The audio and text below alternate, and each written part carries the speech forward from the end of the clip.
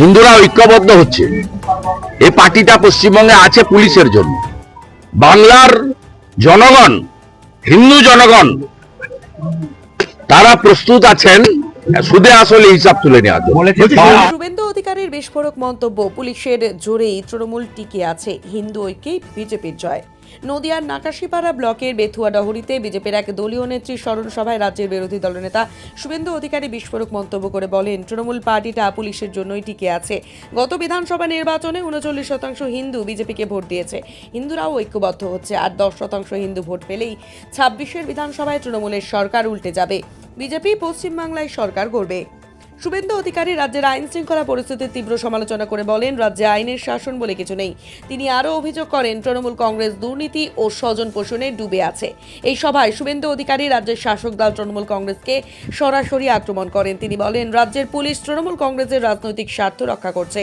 তিনি আরও দাবি করেন, রাজ্যের হিন্দু ভোটাররা ঐক্যবদ্ধ হচ্ছেন এবং আগামী বিধানসভা নির্বাচনে তারা বিজেপিকে ভোট দেবেন। তিনি আত্মবিশ্বাসের সঙ্গে বলেন, যদি আর 10% হিন্দু ভোটার বিজেপিকে ভোট দেন তাহলে বিজেপি পশ্চিমবঙ্গে ক্ষমতায় আসবে। শুভেন্দু অধিকারীর এই মন্তব্য রাজ্য রাজনীতিতে আলোড়ন সৃষ্টি করেছে। তৃণমূল কংগ্রেসের পক্ষ থেকে এখনো পর্যন্ত কোনো প্রতিক্রিয়া পাওয়া যায়নি। রাজনৈতিক মহল মনে করছে, শুভেন্দু অধিকারীর এই মন্তব্য আগামী বিধানসভা নির্বাচনের আগে রাজ্যের রাজনৈতিক পরিস্থিতিকে আরো উত্তপ্ত করে তুলবে।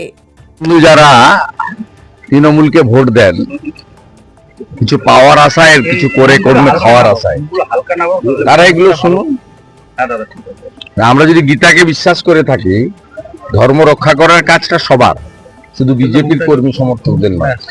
আর সরাসরি ধর্মকে যেভাবে আক্রমণ তিনি করছেন, খেলাফত কমিটির অনুষ্ঠানে গিয়ে, কমপ্লিটলি একটা রিলিজিয়াস অনুষ্ঠান, সেখানে তিনি প্রথমত দেখুন, আমরাও যারা ঈদের শুভেচ্ছা জানিয়েছেন তাদেরকে প্রতি শুভেচ্ছা জানিয়েছি, সমস্যা কিছু নেই। কিন্তু আমাদের হরিনাম সংকীর্তন বা ভাগবত কথায় যেমন অন্য ধর্মের লোকেরা আসা উচিত নয়, আমরা আহ্বানও করি না।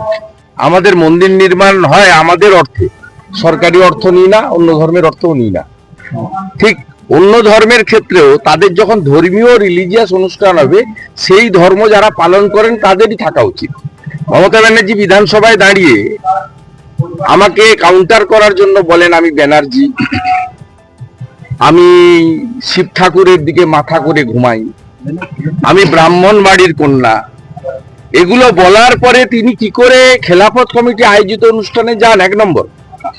দ্বিতীয় কথা, আমি ইসলাম ধর্ম সম্পর্কে বেশি জানি না, কিন্তু আমি যেটুকু জানি সেখানে তাদের নারীরা আলাদাভাবে ধর্ম পালন করে, পুরুষরা আলাদাভাবে ধর্ম পালন করে। তাহলে মমতা বন্দ্যোপাধ্যায় একজন মহিলা নারী, তাকে কিভাবে সেখানে অ্যালাউ করেন?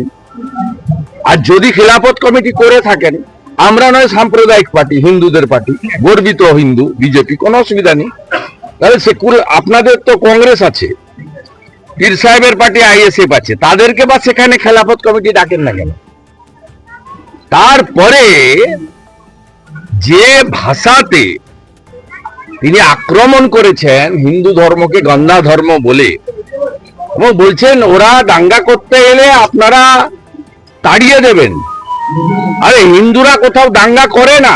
আমি যে মাটিতে দাঁড়িয়ে আছি, এখানে নুপুর শর্মার একটি মন্তব্য নিয়ে এই বেথুয়া এবং নাকাশিপাড়ায় কি হয়েছিল সবাই জানে।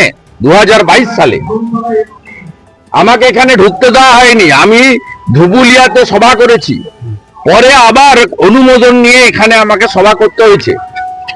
এটা বেছে বেছে হিন্দুদের দোকান ভাঙা হয়েছে এবং নাকাশিপাড়া রেল স্টেশনকে জ্বালিয়ে দেওয়া হয়েছিল।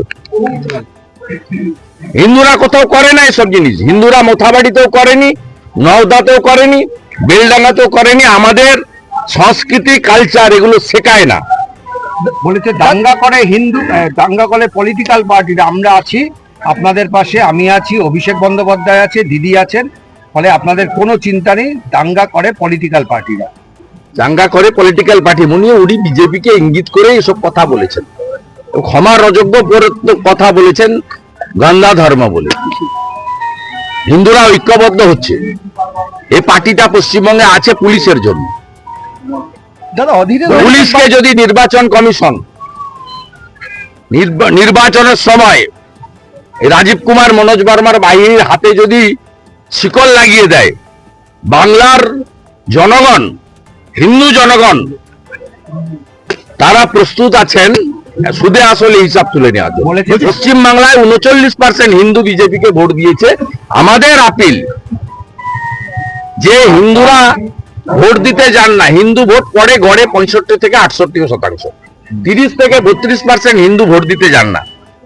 10% হিন্দু যদি এর মধ্যে এসে ভোটটা শুধু দিয়ে যান, অন্য রাজ্যে থাকেন, বিদেশে থাকেন, ভোটের সময় বাংলাটাকে বাঁচানোর জন্য, হিন্দুদের বাঁচানোর জন্য, হিন্দুদের দেবদেবী মন্দির বাঁচানোর জন্য, মোথাবাড়ির মতো ঘটনা আর যাতে না হয়, তাহলে উল্টে যাবে, আর কাউকে লাগবে না। আজকে তো ওনার নামটা অজিত চৌধুরী বলে তো মুসলমানরা ভোট দিল না। উনি কাকে কি সব বলছেন? ওনার নামটা অজিত চৌধুরী বলেই তো বহরমপুরে ভোট পেলেন না, ইউসুফ পাঠান ভোট পেয়ে গেল।